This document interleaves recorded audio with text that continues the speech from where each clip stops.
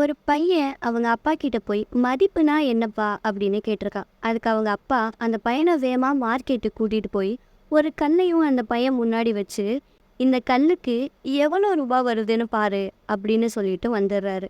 அந்த பையன் நைட்டு வரையும் உட்காந்துருக்கான். ஆனால் ஒரு ரூபா கூட அந்த பையனுக்கு போடலை யாரும். ஏன்னா அதை எல்லாரும் செங்கல்னு நினச்சாங்க.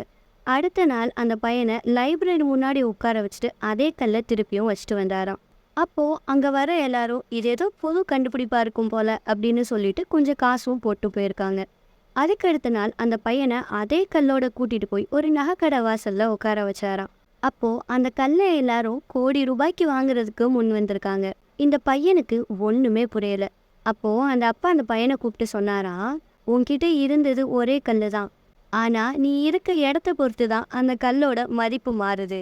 எதுவா இருந்தாலும் இருக்க இடத்துல இருந்தாதான் மதிப்பு அப்படின்னு சொன்னாராம்.